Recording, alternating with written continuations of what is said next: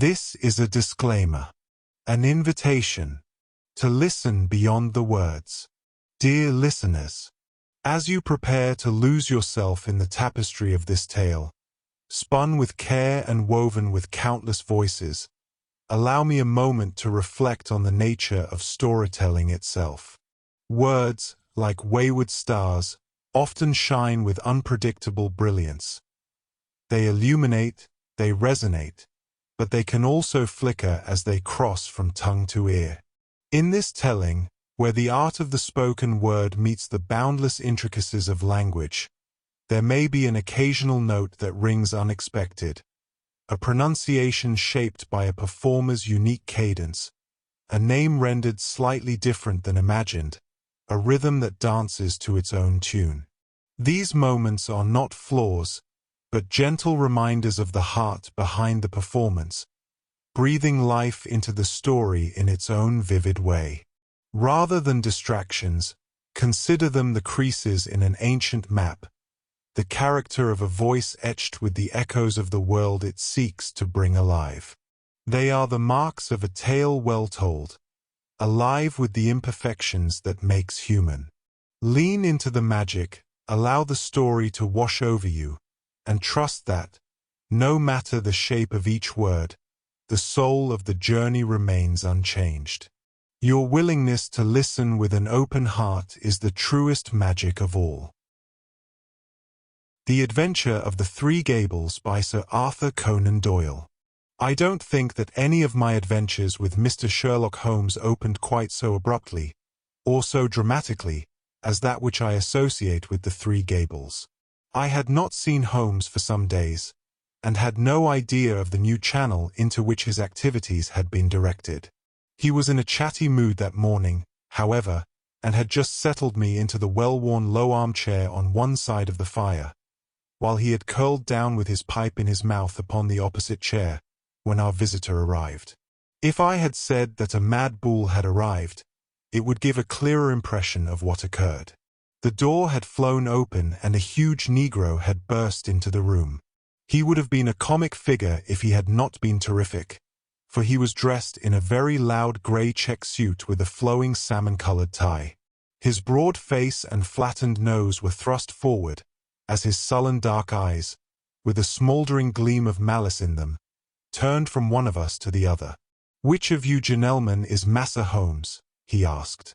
Holmes raised his pipe with a languid smile. "Oh, it's you, is it?" said our visitor, coming with an unpleasant, stealthy step round the angle of the table. "See here, Massa Holmes, you keep your hands out of other folks' business. Leave folks to manage their own affairs. Got that, Massa Holmes?" "Keep on talking," said Holmes. "It's fine." "Oh, it's fine, is it?" growled the savage. "It won't be so damn fine if I have to trim you up a bit. I've handled your kind before now, and they didn't look fine when I was through with them. Look at that, Massa Holmes."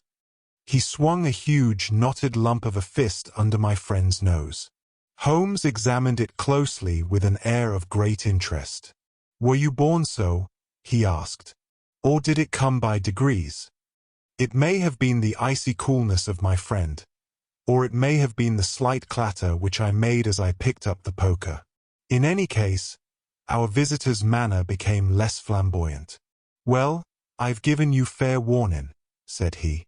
"I've a friend that's interested out Harrow way, you know what I'm meaning, and he don't intend to have no buttin' in by you. Got that? You ain't the law, and I ain't the law either, and if you come in I'll be on hand also. Don't you forget it." "I've wanted to meet you for some time," said Holmes.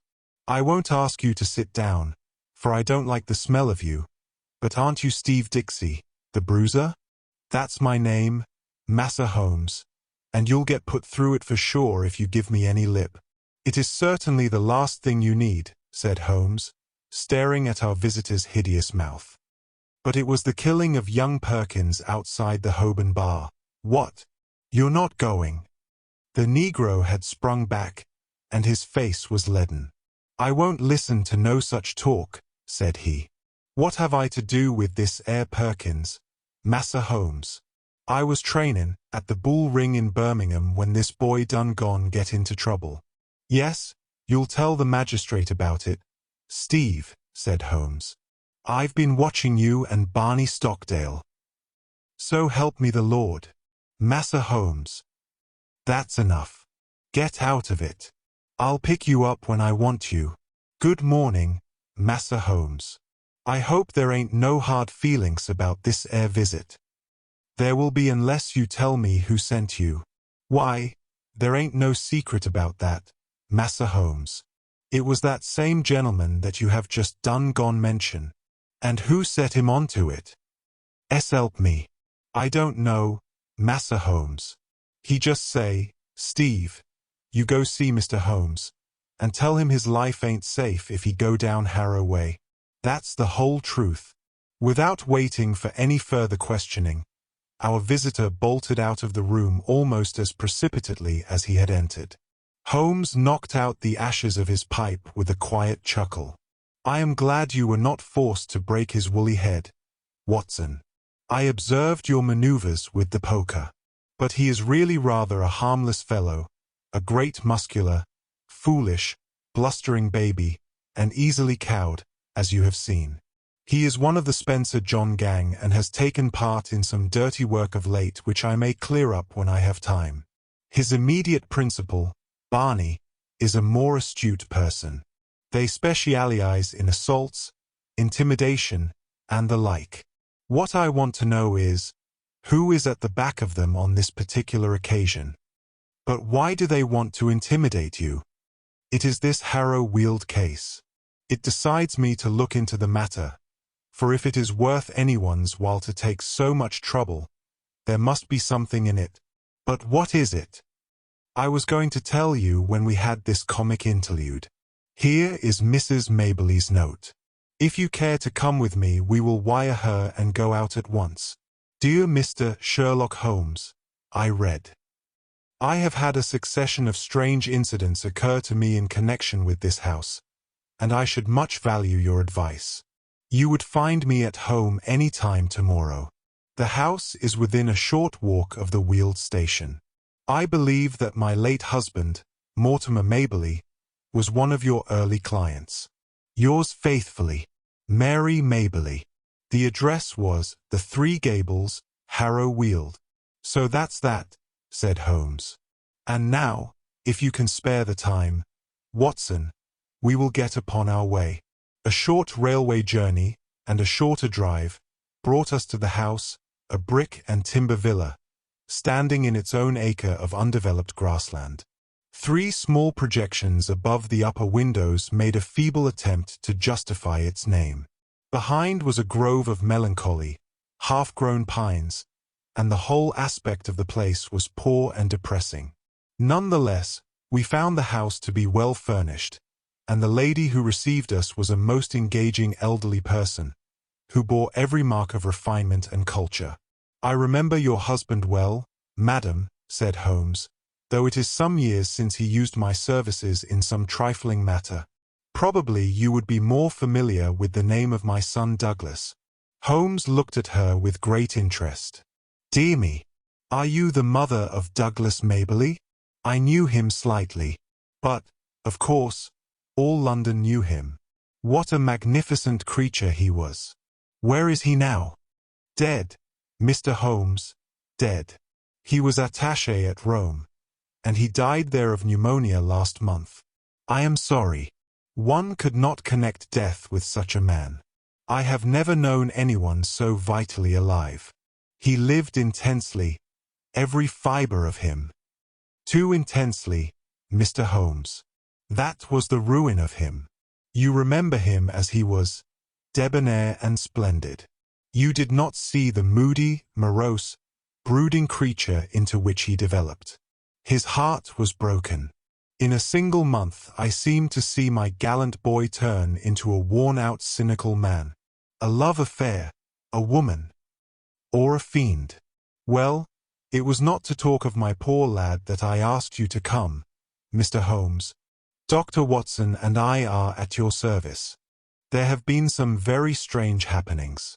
I have been in this house more than a year now, and as I wished to lead a retired life, I have seen little of my neighbors. 3 days ago, I had a call from a man who said that he was a house agent. He said that this house would exactly suit a client of his and that if I would part with it, money would be no object. It seemed to me very strange, as there are several empty houses on the market which appear to be equally eligible, but naturally I was interested in what he said. I therefore named a price which was £500 more than I gave. He at once closed with the offer, but added that his client desired to buy the furniture as well and would I put a price upon it. Some of this furniture is from my old home, and it is, as you see, very good, so that I named a good round sum. To this also he at once agreed. I had always wanted to travel, and the bargain was so good a one that it really seemed that I should be my own mistress for the rest of my life. Yesterday the man arrived with the agreement all drawn out. Luckily I showed it to Mr. Sutro, my lawyer, who lives in Harrow. He said to me, "This is a very strange document. Are you aware that if you sign it you could not legally take anything out of the house, not even your own private possessions?" When the man came again in the evening I pointed this out, and I said that I meant only to sell the furniture. "No, no, everything," said he. "But my clothes? My jewels?" Well, some concession might be made for your personal effects, but nothing shall go out of the house unchecked. My client is a very liberal man, but he has his fads and his own way of doing things. It is everything or nothing with him." "Then it must be nothing," said I. And there the matter was left, but the whole thing seemed to me to be so unusual that I thought. Here we had a very extraordinary interruption. Holmes raised his hand for silence. Then he strode across the room, flung open the door, and dragged in a great gaunt woman whom he had seized by the shoulder. She entered with ungainly struggles, like some huge awkward chicken, torn squawking out of its coop. "Leave me alone. What are you doing of?" she screeched. "Why, Susan, what is this?" "Well, I was coming in to ask if the visitors were staying for lunch when this man jumped out at me. I have been listening to her for the last 5 minutes, but did not wish to interrupt your most interesting narrative. Just a little wheezy, Susan, are you not? You breathe too heavily for that kind of work." Susan turned a sulky but amazed face upon her captor. "Who be you, anyhow, and what right have you pullin' me about like this?" "It was merely that I wished to ask a question in your presence. Did you, Mrs. Mabley, mention to anyone that you were going to write to me and consult me?" "No, Mr. Holmes, I did not." "Who posted your letter?" "Susan did." "Exactly. Now, Susan, to whom was it that you wrote or sent a message to say that your mistress was asking advice from me?" "It's a lie. I sent no message. Now, Susan, wheezy people may not live long, you know. It's a wicked thing to tell fibs." "Whom did you tell?" "Susan," cried her mistress, "I believe you are a bad, treacherous woman. I remember now that I saw you speaking to someone over the hedge." "That was my own business," said the woman sullenly. "Suppose I tell you that it was Barney Stockdale to whom you spoke?" said Holmes. "Well, if you know, what do you want to ask for?" "I was not sure, but I know now." "Well now, Susan, it will be worth £10 to you if you will tell me who is at the back of Barney.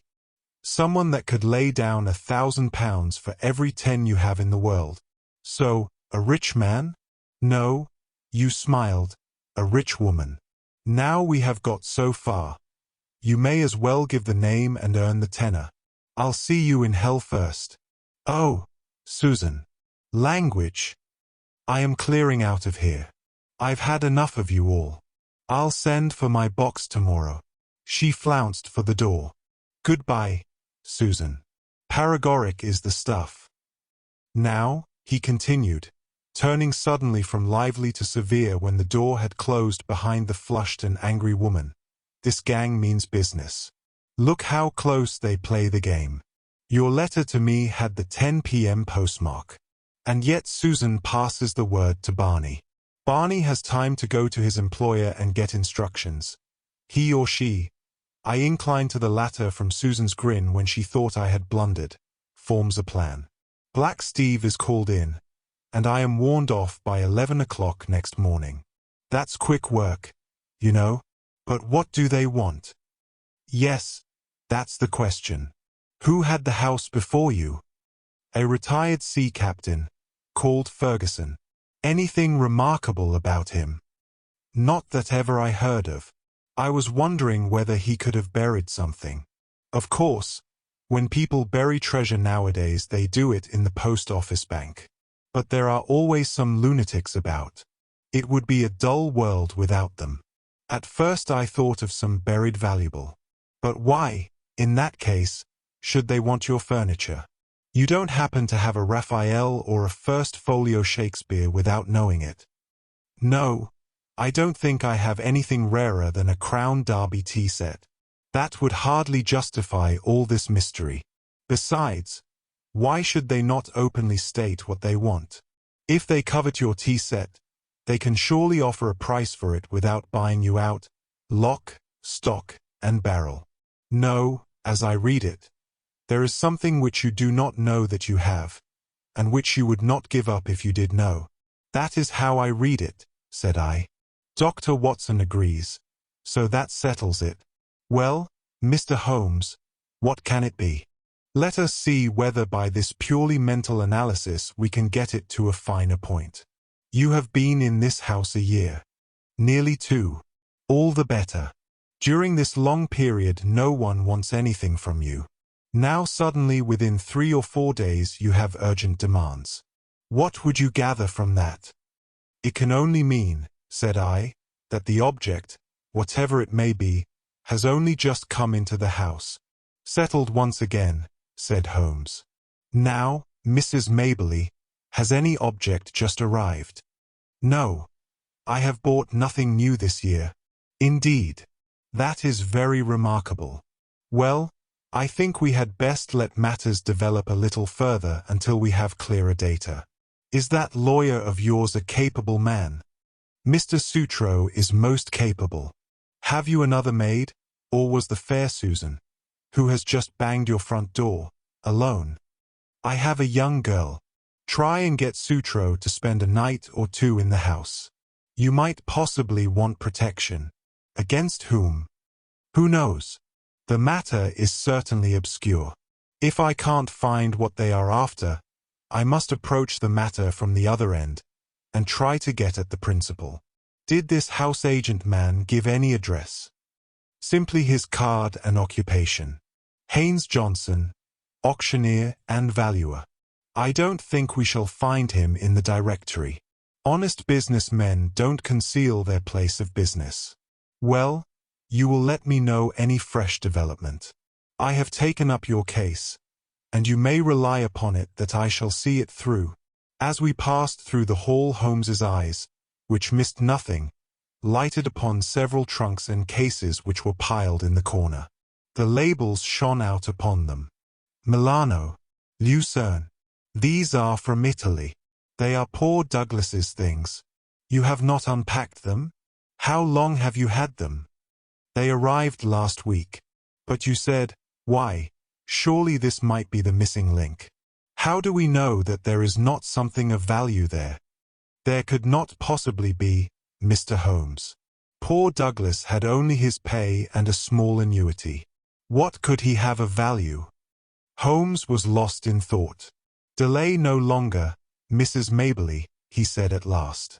Have these things taken upstairs to your bedroom. Examine them as soon as possible and see what they contain.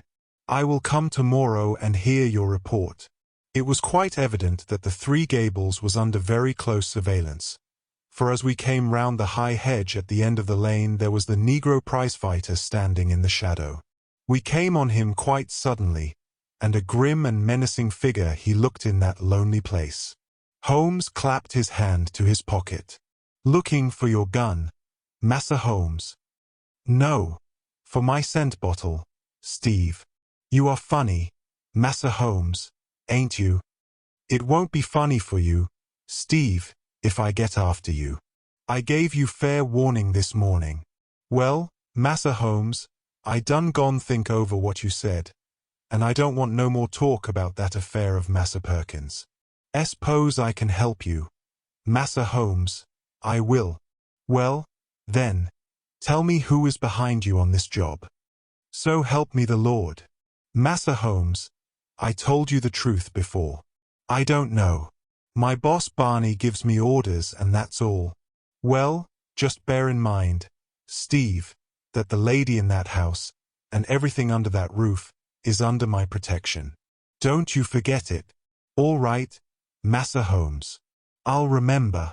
I've got him thoroughly frightened for his own skin, Watson, Holmes remarked as we walked on. I think he would double-cross his employer if he knew who he was.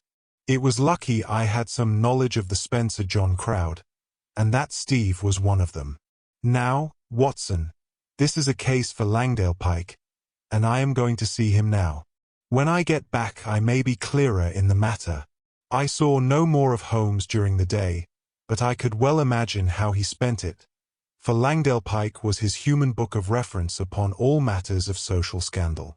This strange, languid creature spent his waking hours in the bow window of a St. James's Street club, and was the receiving station, as well as the transmitter, for all the gossip of the metropolis. He made, it was said, a four-figure income by the paragraphs which he contributed every week to the garbage papers which cater for an inquisitive public. If ever, far down in the turbid depths of London life, there was some strange swirl or eddy, it was marked with automatic exactness by this human dial upon the surface. Holmes discreetly helped Langdale to knowledge, and on occasion was helped in turn. When I met my friend in his room early next morning, I was conscious from his bearing that all was well, but nonetheless a most unpleasant surprise was awaiting us. It took the shape of the following telegram: Please come out at once. Client's house burgled in the night. Police in possession. Sutro. Holmes whistled. The drama has come to a crisis, and quicker than I had expected. There is a great driving power at the back of this business, Watson, which does not surprise me after what I have heard. This Sutro, of course, is her lawyer. I made a mistake, I fear, in not asking you to spend the night on guard. This fellow has clearly proved a broken reed. Well, there is nothing for it but another journey to Harrow Weald. We found the Three Gables a very different establishment to the orderly household of the previous day. A small group of idlers had assembled at the garden gate, while a couple of constables were examining the windows and the geranium beds. Within we met a grey old gentleman, who introduced himself as the lawyer, together with a bustling, rubicund inspector, who greeted Holmes as an old friend. Well, Mr. Holmes, no chance for you in this case, I'm afraid. Just a common, ordinary burglary, and well within the capacity of the poor old police. No experts need apply. I am sure the case is in very good hands, said Holmes. Merely a common burglary, you say? Quite so. We know pretty well who the men are and where to find them. It is that gang of Barney Stockdale, with the big nigger in it. They've been seen about here. Excellent. What did they get? Well, they don't seem to have got much. Mrs. Maberly was chloroformed and the house was. Ah, here is the lady herself.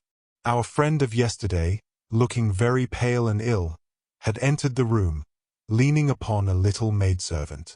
You gave me good advice, Mr. Holmes, said she, smiling ruefully. Alas, I did not take it. I did not wish to trouble Mr. Sutro, and so I was unprotected. I only heard of it this morning, the lawyer explained. Mr. Holmes advised me to have some friend in the house. I neglected his advice, and I have paid for it. You look wretchedly ill, said Holmes. Perhaps you are hardly equal to telling me what occurred. It is all here, said the inspector, tapping a bulky notebook. Still, if the lady is not too exhausted. There is really so little to tell. I have no doubt that wicked Susan had planned an entrance for them. They must have known the house to an inch. I was conscious for a moment of the chloroform rag which was thrust over my mouth, but I have no notion how long I may have been senseless. When I woke, one man was at the bedside and another was rising with a bundle in his hand from among my son's baggage, which was partially opened and littered over the floor. Before he could get away, I sprang up and seized him. "You took a big risk," said the inspector. I clung to him, but he shook me off, and the other may have struck me, for I can remember no more. Mary the maid heard the noise and began screaming out of the window. That brought the police, but the rascals had got away. What did they take? Well, I don't think there is anything of value missing. I am sure there was nothing in my son's trunks. Did the men leave no clue? There was one sheet of paper which I may have torn from the man that I grasped. It was lying all crumpled on the floor. It is in my son's handwriting, which means that it is not of much use, said the inspector. Now if it had been in the burglar's. Exactly, said Holmes. What rugged common sense. Nonetheless, I should be curious to see it. The inspector drew a folded sheet of foolscap from his pocketbook. I never pass anything, however trifling, said he, with some pomposity. That is my advice to you, Mr. Holmes.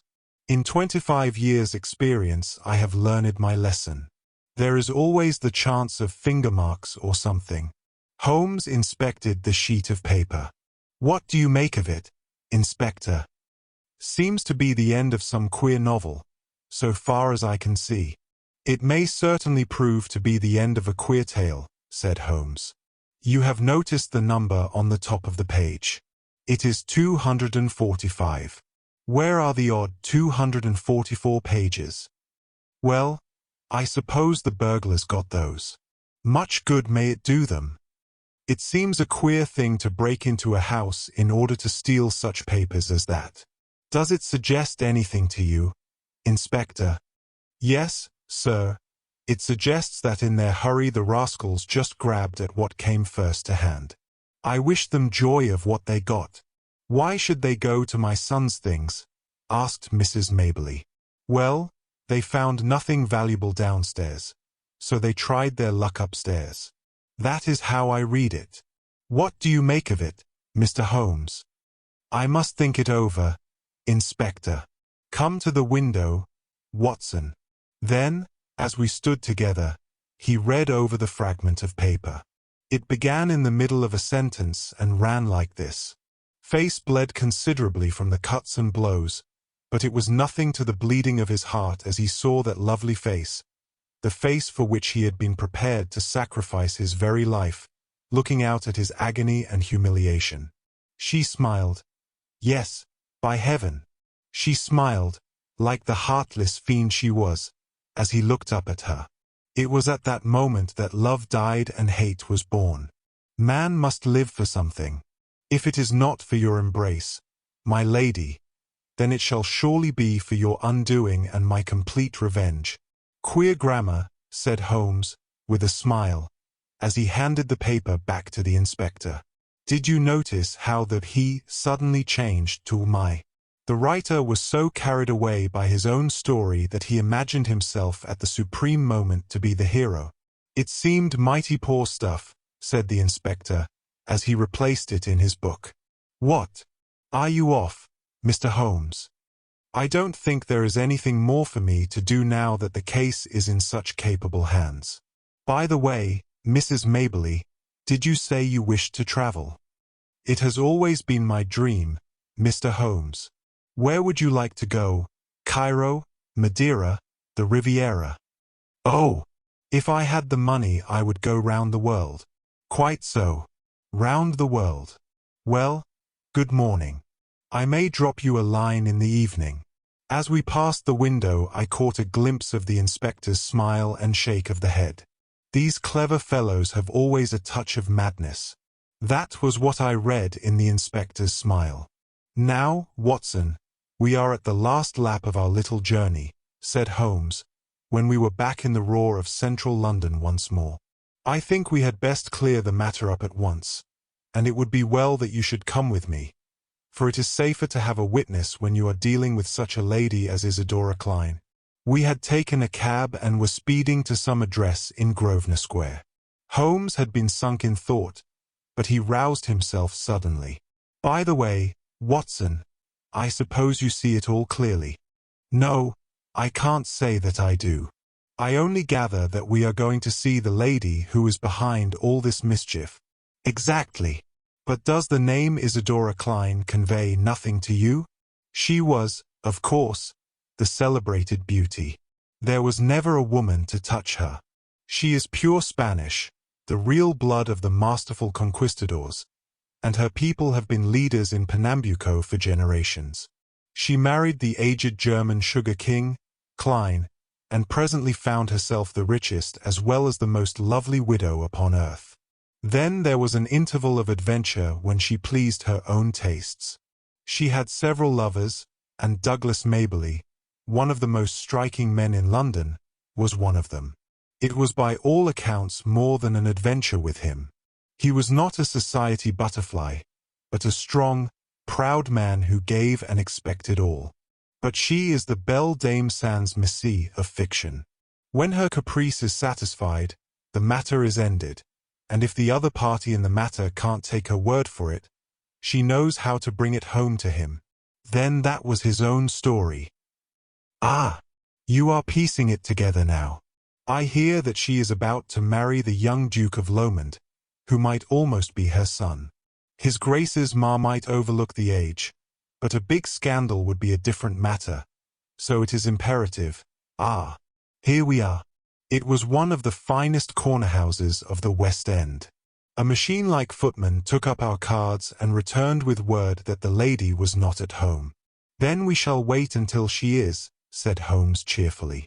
The machine broke down. "Not at home means not at home to you," said the footman. "Good," Holmes answered. "That means that we shall not have to wait. Kindly give this note to your mistress." He scribbled 3 or 4 words upon a sheet of his notebook, folded it, and handed it to the man. "What did you say, Holmes?" I asked. "I simply wrote, 'Shall it be the police?' Then, I think that should pass us in." It did, with amazing celerity. A minute later we were in an Arabian Nights drawing room, vast and wonderful, in a half-gloom, picked out with an occasional pink electric light. The lady had come, I felt, to that time of life when even the proudest beauty finds the half-light more welcome. She rose from a settee as we entered, tall, queenly, a perfect figure, a lovely mask-like face, with 2 wonderful Spanish eyes which looked murder at us both. "What is this intrusion, and this insulting message?" she asked, holding up the slip of paper. "I need not explain, madam. I have too much respect for your intelligence to do so, though I confess that intelligence has been surprisingly at fault of late." "How so, sir?" "By supposing that your hired bullies could frighten me from my work.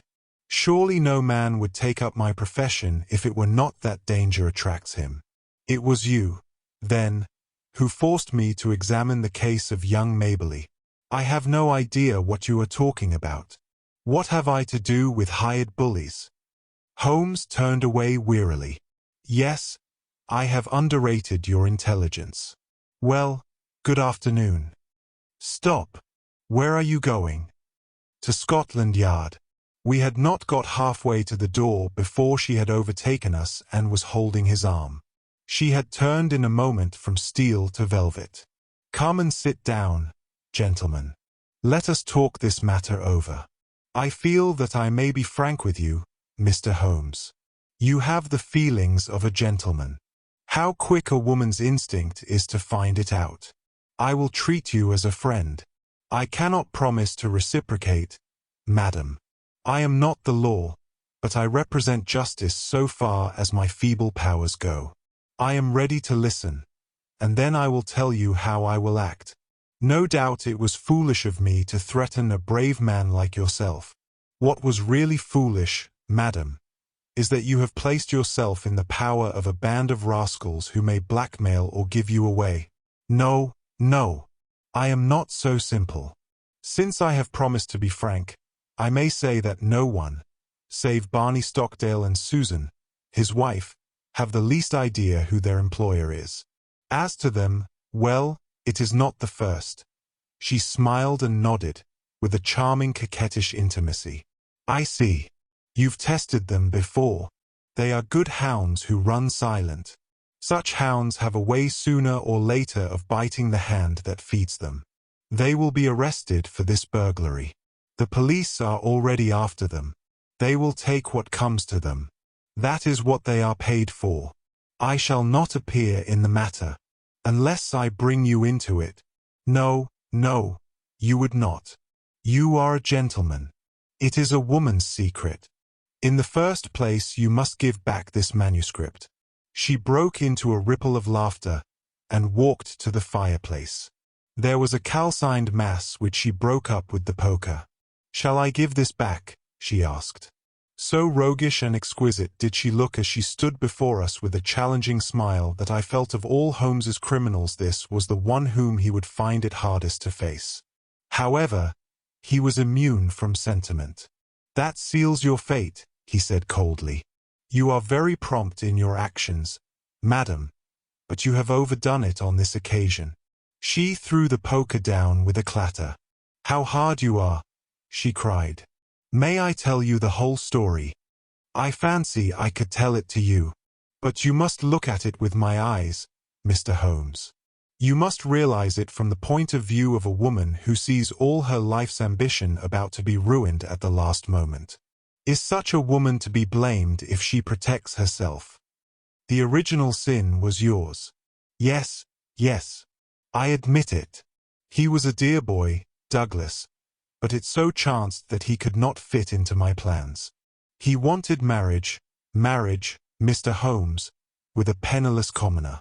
Nothing less would serve him. Then he became pertinacious. Because I had given, he seemed to think that I still must give, and to him only. It was intolerable. At last I had to make him realize it, by hiring ruffians to beat him under your own window. You do indeed seem to know everything. Well, it is true. Barney and the boys drove him away, and were, I admit, a little rough in doing so. But what did he do then? Could I have believed that a gentleman would do such an act? He wrote a book in which he described his own story. I, of course, was the wolf, he the lamb. It was all there, under different names, of course.